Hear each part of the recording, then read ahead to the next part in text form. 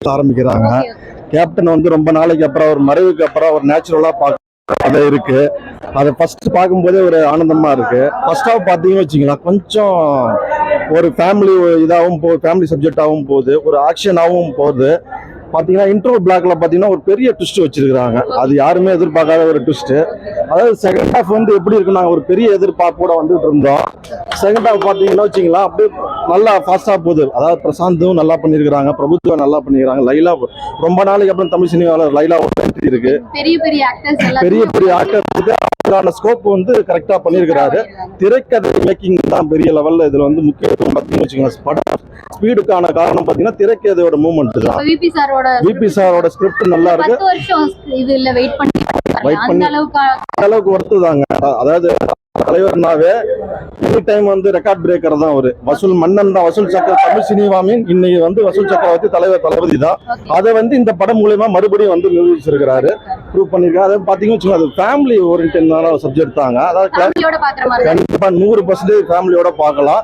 என்னன்னு பாத்தீங்கன்னு வச்சுக்கோங்க, சத்தியமா ஒரு சபதம் எடுக்கிறாங்க.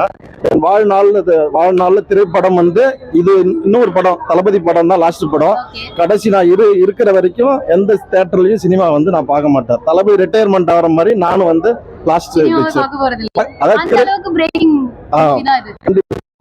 இதே வந்து வேற லெவல்ல சினிமா வந்து பொன் ஆனந்த் இதே ஊர் இல்லைங்க, பெண்ணாடங்க. நான் நல்லா இருக்கு நல்லா இருக்கு. ஓகே,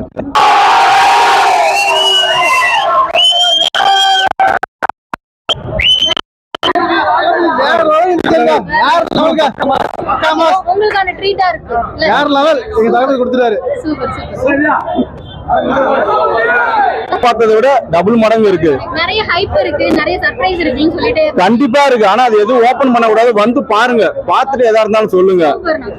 இதே கண்டினியூ ஆகணும்.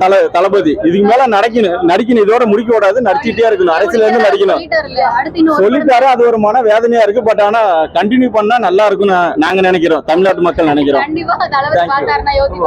படம் மாசு பயங்கரம். முதல்ல வந்து எங்க கேப்டன் விஜயகாந்த் கொண்டு வந்தாரு. நான் இருக்கிறவரை யாரும் தடுக்க முடியாது பாத்துக்க அப்படின்னு படம் வேற